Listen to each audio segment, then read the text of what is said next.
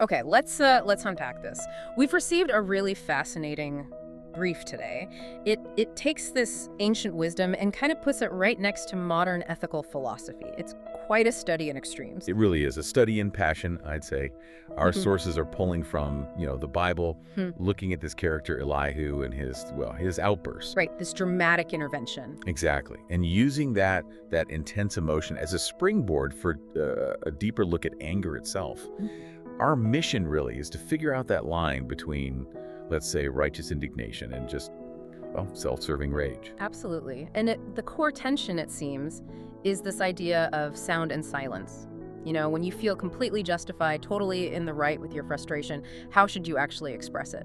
And maybe more importantly, what do you do when you realize that, okay, maybe speaking up, even if your point is technically correct, is just a distraction? Or maybe it's the wrong approach entirely. We're trying to distill the principles, I think. When is confrontation appropriate? And when is silence not just like giving up, but actually the most powerful, maybe even strategic response you have? Okay, so let's start with Elihu, the angry young man, right? We're diving into the book of Job, looking at the specific moment where the youngest person there just explodes. Yeah. He's almost like that passionate junior colleague who's been sitting there biting his tongue while the old guard makes a mess of the argument. That's a great way to frame it. And we need to understand who he's angry at, because it's two groups. He's Elihu, son of Baruchel the Buzite, and he's got this dual fury going on. Yeah. Okay. First, he's really angry at Job himself. And his anger at Job, it wasn't just, oh, you're suffering. It was more specific. Oh, much more specific. Elihu was furious because, as he saw it, Job was justifying himself. Job had spent chapters basically pleading his case to God, claiming innocence, saying God's actions were unfair, maybe even wrong. Yeah. And Elihu sees this as Job putting his own righteousness above God's. Like Job was saying, I'm right, God's wrong. Okay, wow. So Job was claiming innocence and saying the universe, or God, was flawed. That's one target. Who was the second group Elihu was so mad at? He was just as disgusted, it seems, with Job's three friends, Eliphaz, Bildad, Zophar. The ones who've been talking for days. Long-winded ones. Exactly. They'd tried arguing with Job, sticking to that old formula, suffering must mean sin, but Job just dismantled their arguments. And eventually the friends just stopped. They could give up. They basically gave up, sat there silent, defeated, kind of waiting for God to just show up and prove them right, shut Job down. And Elihu, the energetic younger guy, he sees that silence not as patience, but as basically intellectual failure, cowardice. Precisely. He can't stand it. So he steps in because he thinks he has the answer, the definitive point everyone else missed. Right. He's got the key. He thinks so. And despite all that boiling anger, he does offer Job a path, a pretty dramatic one, actually. Yeah. He promises that if Job will just confess his sin, and this is crucial, admit that the punishment he got was actually less than what his wickedness deserves. Oh, okay. That God would radically transform his life, Right. like completely restore him. The text uses that phrase, like being made a newborn, right? Total restoration, physically, spiritually. That's quite an offer. But it sounds like it's wrapped in a whole lot of accusation. It is. And that leads to this paradox in Elihu's whole speech. He passionately demands Job answer him, engage with his argument, the supposedly correct one. But at the same time, he's demanding a very specific kind of silence from Job, the silence of confession and surrender. It's like, answer me, but only to agree with me, otherwise just shut up and admit you're wrong. That's manipulative. It can feel that way. But Job doesn't take the bait, does he? The text says he refused to answer Elihu. He stays silent. Why? Well, from Job's perspective, he'd already said his piece. He'd made his challenge. He'd appealed his case to the highest court he could imagine, God himself. So Elihu's showing up now. It's just noise. Elihu's intervention, demanding Job incriminate himself. It's irrelevant to Job at this point. Job is waiting for the judge, not for another passionate argument from the sidelines. So Job chose silence, like a quiet confidence maybe, waiting for the real verdict instead of getting dragged into another debate. That seems to be the implication. Okay, so speaking of temperament, anger, truth, this is where our sources make that really interesting pivot, linking this ancient story directly to Aristotle. Yes, exactly. This is where we get a kind of ethical checklist, a way to evaluate Elihu's anger, and let's be honest, our own anger too. Aristotle gives us this standard for anger, and he notes just how incredibly difficult it is to meet. Okay, lay it on us. What's the Aristotle nugget here? Because it sounds super relevant. It really is timeless. Yeah. Aristotle basically says, look, getting angry is easy. Anyone can fly off the handle. But being angry correctly, that's rare. And it's hard. Correctly how? He lists 5 things. You need to be angry with the correct goal, in the correct way, at the correct time, toward the correct person, and to the correct extent. Wow. 5 criteria. Okay. Most of us probably fail on at least a few of those. Most times we get angry. Oh, absolutely. It's a high bar. So let's try applying that checklist to Elihu. How does he stack up? Well, if we break it down, you could maybe grant him the first one, the goal. Let's say, generously, his stated goal was truth, defending God's justice. Okay. Maybe. Okay. But what about the way? His method? Was it the correct way? Probably not. It was accusatory, impatient, frankly, a bit self-important. Yeah. He wasn't speaking with a kind of humility that might actually lead to correction. Right, and the time and the person. He jumps into this massive, deeply personal struggle Job is having directly with God. Exactly. Jobin basically put out a cosmic APB for God to answer him, and Elihu decides he's the one. The timing feels off, doesn't it? Job was waiting for the ultimate authority. Yeah, interrupting that seems wrong. And the person. Was Elihu the right person to deliver this message in this way at this time? Arguably not. He just added more noise, more argument, when Job seemed to be past arguing with humans. So even if he had a point buried in there somewhere, the delivery, the timing, the approach, it undermines the whole thing. It really calls the legitimacy of the anger into question. When anger is used to force an engagement outside those correct parameters, it loses its moral weight, no matter how passionately felt. Which leads us right into this danger of mixed motivations you mentioned earlier. Absolutely.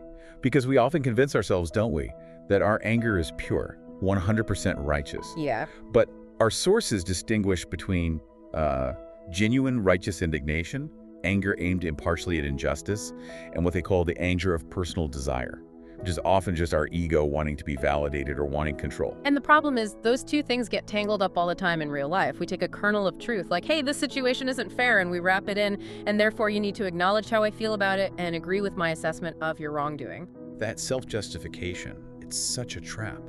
We get so convinced by the truth, part of our critique, that we insist the other person has to accept the blame for our feelings about it too. We need them to submit to feel validated. So the danger isn't just being factually wrong, it's also in the how. If the relationship is off, or the way you deliver the anger is designed to coerce, then demanding total acceptance just makes it a tantrum, doesn't it? Pretty much. It stops being about truth and starts being about power, about control. And this is where the sources bring in that term, emotional blackmail. How does that connect to Job's friends, and maybe Elihu too? Well, what was their ethical mistake? It wasn't asking for money, obviously. It was demanding that Job accept a false story about himself, that his suffering proved his guilt as the price for their continued compassion or relationship. So the blackmail was conditional comfort. It was like they were saying, we'll stop beating you up verbally and maybe offer some support, but only if you agree with our theological framework that says you must be wicked. Exactly. They put the burden of proof entirely on Job, the suffering victim.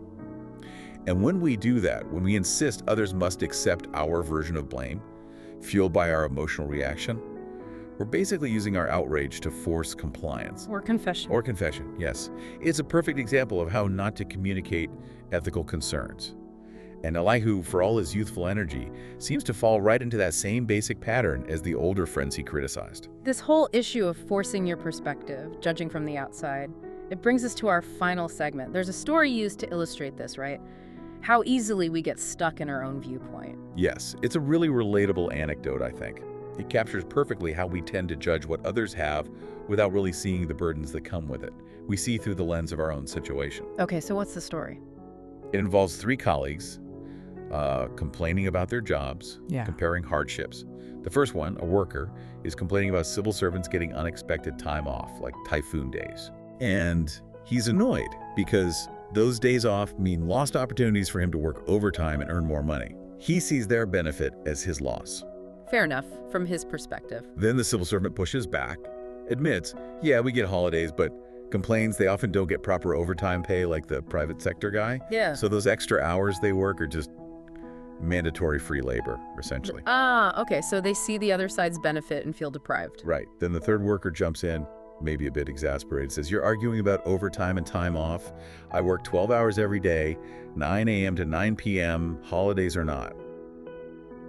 So they're all stuck comparing who has it worse, This sounds familiar. doesn't it?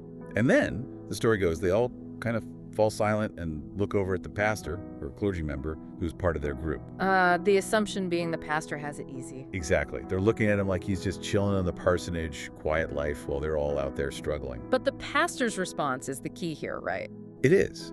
He acknowledges how it looks from the outside, the perception of ease. But then he points out that the reality of his work involves dealing constantly with the absolute heaviest, most complex, heartbreaking stuff. Like what? Marriage crises, family tragedies, deep mental health struggles, end-of-life issues, things that are incredibly demanding, just not in a way you track on a timesheet. Right. Emotionally and spiritually draining. Immensely. So it's this moment where they realize, oh, everyone's carrying something. We've all probably been that Typhoon Day critic at some point. This is guilty. And this loops right back to Elihu and the friends judging Job. They judged him purely from their established theological box, an external position. They only saw the outward suffering, and their rules said outward suffering must equal inward sin. They couldn't see, or maybe wouldn't see, the internal reality of Job's faith, his unique relationship with God, his specific appeal for justice. That external view blinded them. They saw Job's burden, the misfortune, and immediately slapped their judgment onto it without understanding the invisible reality of his situation. We do that all the time, don't we? Look at someone else's perceived benefits without seeing the burden they carry alongside it. That's a really powerful lesson in tolerance, maybe, compassion.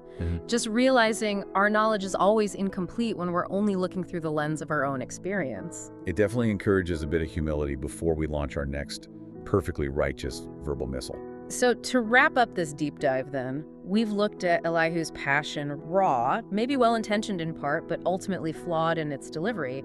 We saw the strategic power maybe in Job's silence, his appeal to a higher court. And we got that timeless, really demanding standard for ethical anger from Aristotle. Yeah. And the discussion really reminds us, I think, that how effective our communication is. It's not measured by how strongly we feel, but by how well our method aligns with our actual goal. Does it build up or just tear down? And the sources end with that beautiful piece of ancient wisdom from Proverbs. A word spoken appropriately. The key word is like apples of gold in settings of silver. That's the goal, isn't it? Finding that appropriate word at the right time, to the right person, in the right way, to the right degree. Aristotle's list again. Exactly. So this deep dive really encourages us, I hope, to aim for more wisdom, more compassion, maybe more tolerance, using our words to actually build understanding, not just to, force blame onto someone through sheer emotional pressure. We could all probably use less personal jealousy about who seems to have it better, and just more genuine care in how we talk to each other. Communication works best when it encourages honesty, not when it's trying to bully someone into a pre-written confession. Well said. And maybe here's a final thought for you, the listener, to take away. Job chose silence. He waited for the ultimate judge. So thinking about the dynamics in your own life, at work, maybe at home, with friends, when might silence actually be the most effective way to appeal your case to that highest court of truth? Instead of jumping immediately into that Elihu trap of insistent, self-justifying anger. Something to chew on, definitely. Something to consider the next time you feel that righteous rage building up.